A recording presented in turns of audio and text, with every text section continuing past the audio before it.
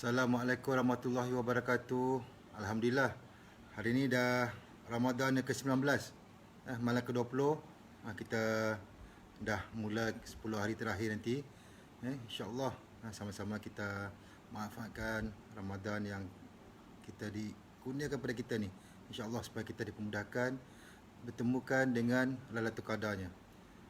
InsyaAllah saya sambung lagi hati-hati menjaga hati bahagian ke-19 dengan penyakit hati. Sambung lagi yang tengil tu, yang daripada apa dikongsikan oleh Ustaz Agim. Okay, sebelum kita mulakan, kita teruskan, kita mulakan dengan kitab Fatihah. Sambil kita niat semoga ilmu yang dikongsikan ini dapat memberi manfaat kepada kita semua dan semoga kita dapat amalkannya, insya-Allah. Auzubillahi minasyaitonirrajim. Bismillahirrahmanirrahim.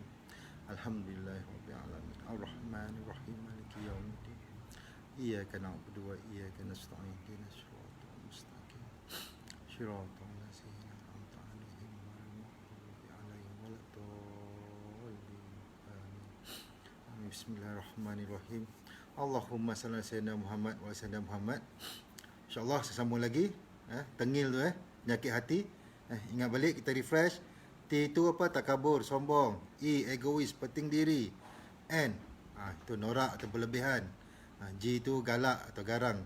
Hari ini kita pergi kepada I, iaitu iri ataupun dengki. Esok insya-Allah kita pergi L pula, licik, iaitu pandai menipu. Kita ingat saya pernah kongsikan, untuk atasi dari jadi takbur, sombong, kita latih diri menjadi tawaduk. Kita amalkan kata-kata 2M 2T. Maaf, minta izin, tolong, terima kasih. Kalau nak bersihkan hati dari egois, apa kita buat? Kita buangkan perasaan petikan diri dan banyakkan memberi manfaat kepada orang lain. Untuk pula tak jadi seorang yang berlebih-lebihan, seorang yang menunjuk-nunjuk. Apa kita buat? Kita latih diri jadi ikhlas. Sibukkan diri dengan apa yang Allah suka. Dan untuk ubati diri kita daripada jadi garang, kita latih diri jadi tegas.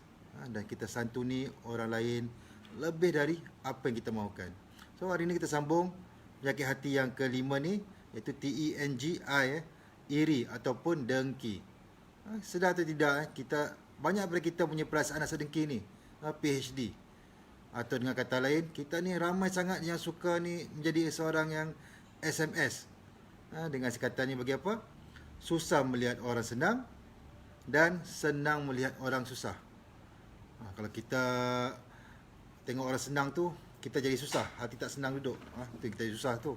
Tapi bila kita tengok orang susah, kita seronok, kita senang pula melihat orang susah. Itu yang kita bahayanya kalau kita ada perasaan SMS ni. Itu maknanya dalam hati kita ni ada penyakit hati, iaitu sifat dengki. Ini kita kena awasi ni.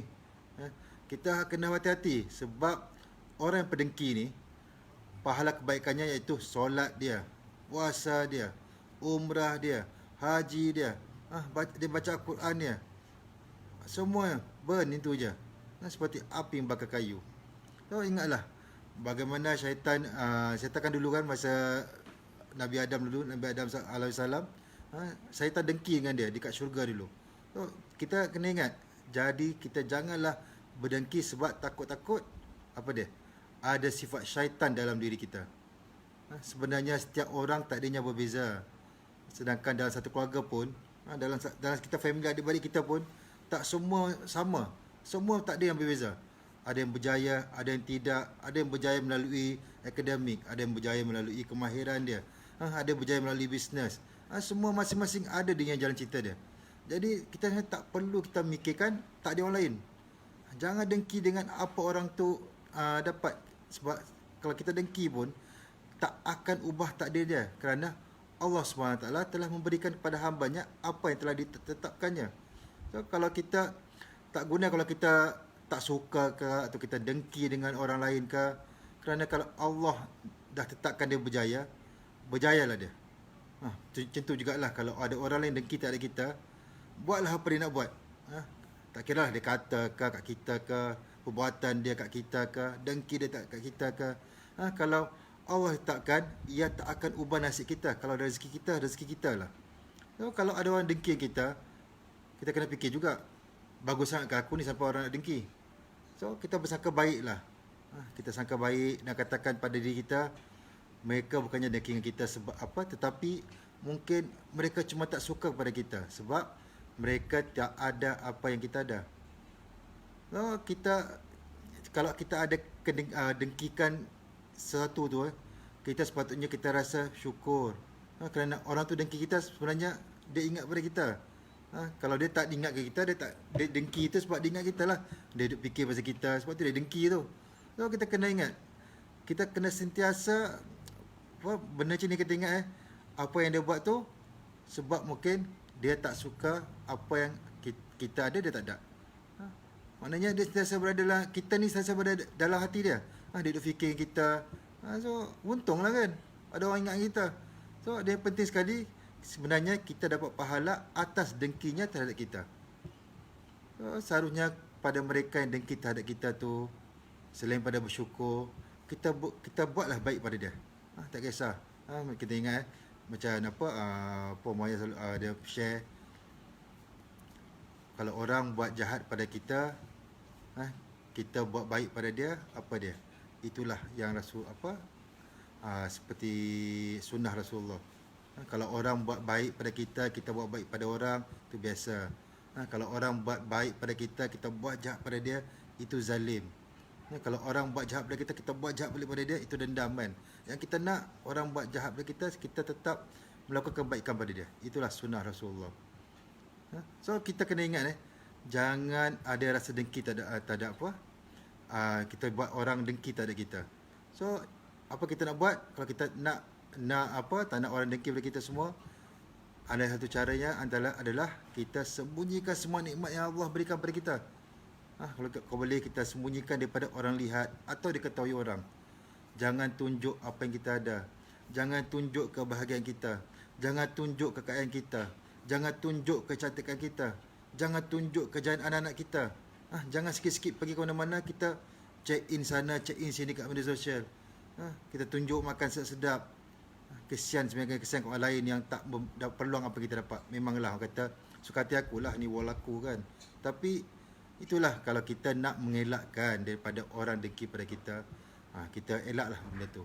Jangan sampai kita tunjuk nikmat kita yang Allah berikan ni, sampai kita menunjuk-nunjuk kan. Kan ingat pada semalam yang cerita menunjuk-nunjuk sampai berlebihan.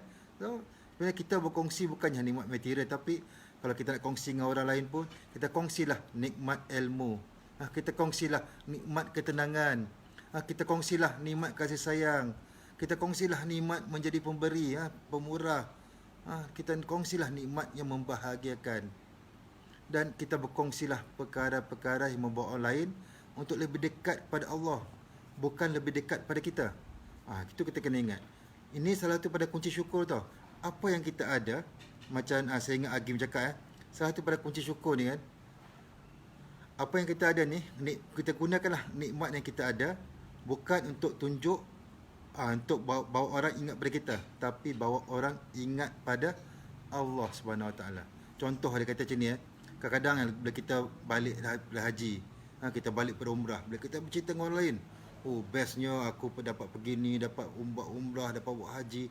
Kita kena berhati-hati. Ini Agim pesan, jangan sampai apa yang kita ceritakan tu membuatkan orang duk fikir kita je, kita hebat, kita bagus, kita ni, kita tu, sampai cerita kita tu membuatkan mereka nampak kita je. Apa yang penting Agim pesan, bila kita bercerita tu, kita berkongsi tu, tolonglah kita berhati-hati supaya apa yang kita cakapkan itu, apa yang kita ceritakan itu membuatkan orang yang mendengar tu lebih ingat pada Allah. Kita ingatkan dia orang bahawa Allah yang kurniakan semua ni. Kita ingatkan mereka, tanpa Allah yang izinkan aku tak sampai sana. Kita ingatkan dia betapa besarnya kuasa Allah. Itu ini semua kita bila kita cerita tu, biarlah make sure dia orang nampak Allah, bukannya nampak kita. So itu kita penting kena berhati-hati. Cuba kita lihat diri kita, tanya diri, apa niat kita bila kita kongsi kejayaan ni? Apa niat kita bila kita kongsi kebaikan kita ni? Jika niat ada untuk inspirasi, teruskanlah. Kalau kita nak inspire orang, teruskanlah. Kita berkongsilah. Tapi kalau hendak tunjuk kehebatan kita, adalah lebih baik kita hentikan, kerana ia akan mengakibatkan penyakit hati seperti suka menunjukkan yang menunjukkan yang norak tu kan. Dan juga timbul sifat dengki bila nampak ada orang yang lebih hebat dari kita. Kita jadi dengki. Aku dah tunjuk aku hebat dah, tapi tengok, ada orang lagi hebat pada aku. Itu boleh menjadikan kita jadi dengki pula. So kita kena ingatlah, selagi kita mencari penghargaan manusia, selagi kita duk mengharap makhluk, kita nak itu tunjuk itu ini, sebenarnya kita akan berjemput kedengkian. Kalau kita mencari redha Allah, insya-Allah kita akan mendapat ketenangan. So kita kena berhati-hati dalam apa jua kita buat setiap hari. Setiap hari perbuatan kita, setiap hari apa yang kita lakukan, kita post dalam Facebook ke, dalam IG ke, dalam mana-mana ke, ataupun dalam perbualan kita seharian dengan kawan-kawan, dengan sesiapa saja, berhati-hatilah. Jangan sampai kita bercerita tu, apa yang nikmat yang kita dikurniakan Allah tu membuatkan orang lebih nampak kita daripada orang nampak Allah Subhanahu Wa Taala.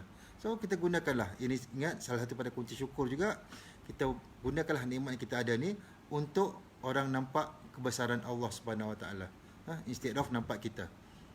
Bukan saya tu kan, sebab saya kata tadi, satu bagi pesan, bukan saja ia akan mengakibatkan penyakit hati seperti suka menunjuk-nunjuk, tetapi akan timbul sifat dengki.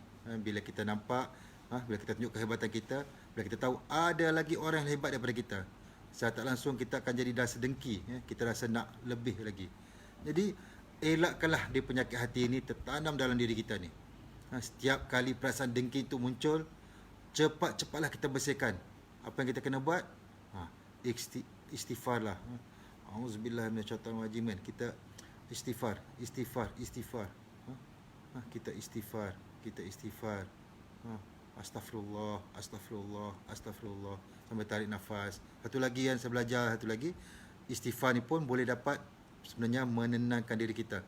Bila kita istighfar, dalam keadaan kita tak tarik nafas, kita istighfar kan, kita istighfar, insya-Allah dia akan tenang diri kita, tenangkan kita.